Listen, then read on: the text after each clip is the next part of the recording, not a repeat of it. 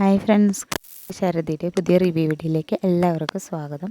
അപ്പോൾ ഇന്നത്തെ എപ്പിസോഡ് വന്നിട്ട് നമ്മുടെ മധുശ്രീയും കാർത്തികയും തമ്മിൽ സംസാരിക്കുകയായിരുന്നു. എന്നിട്ട് മധുശ്രീൻ്റെ ഭീഷണിയിൽ കാർത്തിക ശരിയെന്നൊക്കെ പറഞ്ഞിട്ട് പോവുകയാണ് ചെയ്യുന്നത്.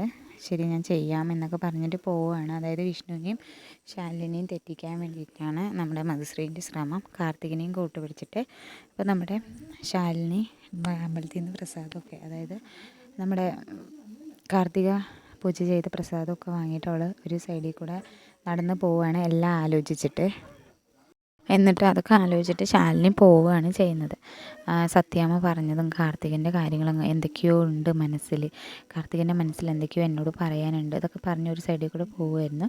ശാരദാമ്മ പേടിയോടുകൂടി നമ്മൾ ശാലിനിയെ അന്വേഷിച്ചിട്ട് വരികയാണ്. കാരണം പേടിയുണ്ട്, എന്തെങ്കിലും അബദ്ധം ചെയ്യുമോ എന്നുള്ളൊരു പേടി കാരണം നമ്മുടെ ശാരദാമ്മയും വന്നുകൊണ്ടിരിക്കുകയാണ് ചെയ്യുന്നത്. അപ്പോഴാണ് നമ്മുടെ ശാരദാമ്മ വരുന്നത്, പെട്ടെന്ന് ഒരു സ്പീഡിലൊരു കാറ് വന്നിട്ട് നമ്മുടെ ശാലിനിയെ ഇടിക്കും. കാരണം കാറ് ബ്രേക്ക് പിടിക്കാനും കഴിയില്ല, നമ്മുടെ ശാലിനിക്ക് മാറാനും കഴിയാത്ത തരത്തിൽ പെട്ടെന്ന് ഇടിക്കുകയാണ് ചെയ്യുന്നത്. അങ്ങനെ ചോരയൊക്കെ ആയി നമ്മുടെ ശാരദാമ്മ വന്നിട്ട് വേഗം എടുത്തിട്ട് പറയും, മോളെ എണീക്കുക എന്നൊക്കെ പറഞ്ഞ് ചോരയൊക്കെ മുഖത്തായിട്ട് എണീക്കുന്നില്ല. ആ ഒരു സ്വപ്നം നമ്മുടെ വിഷ്ണു പെട്ടെന്ന് ശാലിനി എന്ന് പറഞ്ഞ് ഉറക്കെ കരഞ്ഞുകൊണ്ട് എണീക്കുകയാണ് ചെയ്യുന്നത്. പെട്ടെന്ന് കാർത്തിക എന്ത് പറ്റി വിഷ്ണു ഏട്ടാന്ന് പറഞ്ഞ് ലൈറ്റ് ഇട്ടിട്ട് എന്താ പറ്റി അവരൊക്കെ വരും, വേഗം പറയുന്നു പറഞ്ഞപ്പോൾ എൻ്റെ ശാലിനിക്ക് ആക്സിഡൻറ്റ് പറ്റി, സ്വപ്നമാണ് വിഷ്ണു ഏട്ടാന്നൊക്കെ പറഞ്ഞിട്ട് പറയുകയാണ്. എല്ലാവരും അറിഞ്ഞു. അപ്പോഴത്തേക്കും സത്യഭാമയും ശ്യാമയും കൂടെ ഓടി വരികയാണ്, മോനെ വിളിച്ചിട്ട്. അങ്ങനെ വന്ന് എന്ത് പറ്റി ചോദിക്കുമ്പോൾ എൻ്റെ ശാലിനിക്ക് ആക്സിഡൻറ്റ് പറ്റി. എൻ്റെ കുഞ്ഞേച്ചിക്ക് എന്ത് പറ്റി എന്ന് ചോദിച്ചിട്ട് ശ്യാമ ചോദിക്കുമ്പോൾ, ശാലിനിയോ, അവൾക്ക് എന്ത് പറ്റി, നീ എന്നോട് കിടന്നുറങ്ങുകയായിരുന്നില്ലേ, സ്വപ്നം കണ്ട, നീ ഇപ്പോഴും അവളെ ആലോചിച്ചുകൊണ്ടിരിക്കുകയാണോ എന്നൊക്കെ പറഞ്ഞിട്ട് സത്യാമ്മ നന്നായി ദേഷ്യപ്പെടും. അപ്പോൾ അവൾക്ക് എന്ത് പറ്റിയത് നിനക്കെന്താണ്? അപ്പോൾ ഇതുവരെ കാണാത്ത വിഷ്ണുവിൻ്റെ മുഖമാണ് സത്യാമ്മ കാണുന്നത്. അമ്മേ എന്ന് പറഞ്ഞ് ഉറക്കെ വിളിച്ചുകൊണ്ട് ദേഷ്യപ്പെടുകയാണ്. തല്ലിയില്ല എന്നുള്ളൂ, ബാക്കി ആ ഒരു ഇതിൽ തല്ലണ അത്രയും ഗാംഭീര്യത്തോടു കൂടിയാണ് വിഷ്ണു സത്യാമ്മനെ വിളിച്ചത്. ഇനി ശാലിനെ കുറിച്ച് പറയരുത് എന്നൊക്കെ പറഞ്ഞിട്ട് പറയും, നീ എന്തെങ്കിലുമൊക്കെ ചെയ്യ് എന്ന് പറഞ്ഞിട്ട് ശ്യാമ നീ വാ എന്ന് പറഞ്ഞ് ശ്യാമനെയും വിളിച്ചിട്ട് സത്യാമ്മ പോവുകയാണ് ചെയ്യുന്നത്. അപ്പോൾ നമ്മുടെ കാർത്തികയും വിളിച്ചിട്ട് വിഷ്ണു അവിടെ തന്നെ പെട്ടെന്ന് വണ്ടി എടുത്തിട്ട് പോകും. ബാൽക്കണിയിൽ പോയി നിന്ന് നോക്കുമ്പോൾ ശാലിനിൻ്റെ അടുത്തേക്ക് പോവുകയാണെന്ന് പറഞ്ഞിട്ട് നമ്മുടെ കാർത്തിക കരുതും, ഇനിയിപ്പോൾ എന്താണെങ്കിലും ശാലിനിൻ്റെ അടുത്തേക്ക് പോവല്ലേ, പാവം പൊക്കോട്ടെ എന്ന് വിചാരിച്ചിട്ട് ഇങ്ങനെ നിൽക്കുകയാണ്. അപ്പോഴാണ് നമ്മുടെ മധുശ്രീ ഇങ്ങനെ ആലോചിക്കുക, ഇതെന്താ ഇത്ര നേരമായിട്ട് കാർത്തികൻ്റെ ഒരു കോള് വന്നിട്ടില്ലല്ലോ, എന്ത് പറ്റി എന്ന് പറഞ്ഞിട്ട് ഇങ്ങനെ നോക്കും. അപ്പോഴാണ് കാർത്തികൻ്റെ ഫോണിലേക്ക് ഒന്ന് വിളിക്കാം എന്ന് പറഞ്ഞിട്ട് വിളിക്കുമ്പോൾ പെട്ടെന്ന് മധുശ്രീ ആണല്ലോ എന്ന് പറഞ്ഞിട്ട് പെട്ടെന്ന് ഫോൺ എടുക്കുമ്പോൾ പറയും, ഹലോ മധുശ്രീ, എന്താണ് അവിടെ ഒന്നും നടന്നില്ലേ ചോദിക്കും. ഇവിടെ ഒന്നും നടന്നിട്ടില്ല, നീ ഉരുണ്ട് കളിക്കണ്ട, ഉറങ്ങിയില്ലേന്ന് ചോദിക്കുമ്പോൾ, നീ ഉറങ്ങിയില്ലെന്ന് ചോദിക്കാനല്ല ഞാൻ നിന്നോട് വിളിച്ചത്, നീ എന്നെ ഉറക്കി കെടുത്തൊന്നും വേണ്ടാന്ന് വന്ന് മധുശ്രീ ചൂടാവുകയാണ് ചെയ്യുന്നതിന്. ഇവിടെ ഒന്നും നടന്നിട്ടില്ല എന്ന് പറയുമ്പോൾ നീ ഉരുണ്ട് കളിക്കുകയൊന്നും വേണ്ട, പിന്നെ ഇത്ര നേരം നീ എന്ത് ചെയ്യായിരുന്നു പറയുമ്പോഴാണ് വിഷ്ണു അങ്ങനെ സ്വപ്നം കണ്ടു ശാലിനിക്ക് ആക്സിഡൻ്റ് ആവണത്. എന്നിട്ട് വിഷ്ണു ഇപ്പം ഇറങ്ങിപ്പോയി, നീ ഇനിയിപ്പോൾ പണ്ടത്തെ ഭാര്യമാരെ പോലെ സത്യാമ്മൻ്റെ അടുത്ത് പോയി കരഞ്ഞു പറയണം, എൻ്റെ വിഷ്ണുവേട്ടൻ ഇങ്ങനെ പഴയ ഭാര്യയെ തേടി പോയി എന്ന് പറഞ്ഞിട്ട് നീ പോയി കരഞ്ഞു പറയണം എന്ന് പറഞ്ഞിട്ട് പറയുകയാണ് ചെയ്യുന്നത്. അപ്പോഴാണ് ഇനിയിപ്പോൾ എന്ത് ചെയ്യും, ഞാനത് നീ ചെയ്തേ പറ്റുള്ളൂ എന്ന് പറഞ്ഞ് ഭീഷണിപ്പെടുത്തുകയാണ് ചെയ്യുന്നത്, അല്ലെങ്കിൽ സത്യാമ്മനെ ഞാനിപ്പോൾ വിളിച്ചെല്ലാം അറിയിക്കും എന്ന് പറഞ്ഞിട്ട് മധുശ്രീ പറയുകയാണ് ചെയ്യുന്നത്. ഒരു വഴിയില്ലാതെ ശരിയെന്ന് പറഞ്ഞ് വയ്ക്കും.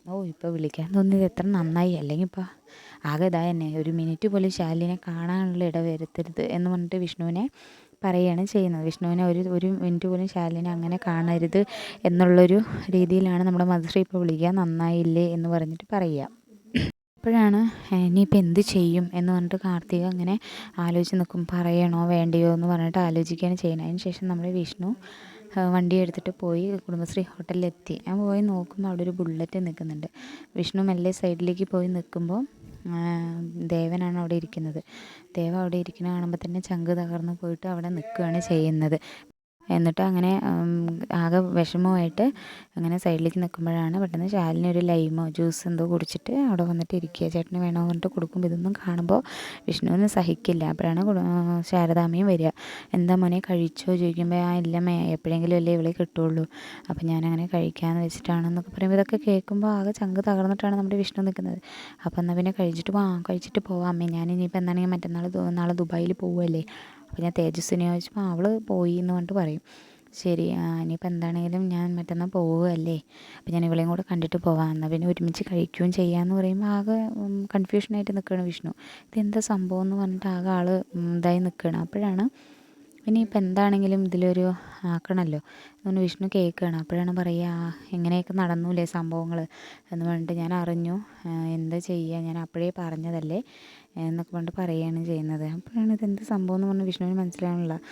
അപ്പോഴാണ് പറയുക, അന്ന് അവിടെ വെച്ചിട്ട് കണ്ടപ്പോൾ നമ്മുടെ പപ്പിമോളിനെയും സത്യമോളിനെയും കാണാനില്ല എന്ന് കരുതിയിട്ടാണ് ഞാനായിട്ട് അങ്ങോട്ട് പറഞ്ഞല്ലോ. ലോഹിത് എന്നോട് ചോദിച്ചപ്പോൾ വിഷ്ണു മോളുടെ പപ്പയല്ലേ ചോദിച്ചപ്പോൾ ഞാൻ ആന്ന് പറഞ്ഞു. അപ്പോഴാണ് വിഷ്ണു ആലോചിക്കുകയോ അന്ന് രോഹിത്താണ് ചോദിച്ചത് എന്ന് പറഞ്ഞിട്ട് ആകെ നെഞ്ചത്ത് കൈ വെച്ചിട്ട് ആകെ സങ്കടമായി. കാരണം തെറ്റിദ്ധരിച്ചല്ലോ എന്ന് പറഞ്ഞിട്ടുള്ളൊരു സങ്കടത്തിലാണ് നമ്മുടെ വിഷ്ണു ഇപ്പം നിൽക്കുന്നത്.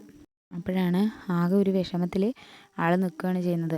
അപ്പോൾ പറയും, അന്നത്തെ ആ ഒരു അവസ്ഥ അങ്ങനെയായിരുന്നു. അപ്പോൾ തന്നെ ഞാൻ കരുതി എന്താണെങ്കിലും നമ്മുടെ സത്യമോൾക്ക് ഒരു സപ്പോർട്ട് വേണം, ഒരു ബാക്കിൽ ഒരു സപ്പോർട്ട് വേണം എന്നുള്ളത് ഒരു ചിന്ത എനിക്കുണ്ടായി. അതുകൊണ്ട് മാത്രമാണ് ഞാനൊന്നും പറയാതെ നിന്നത്.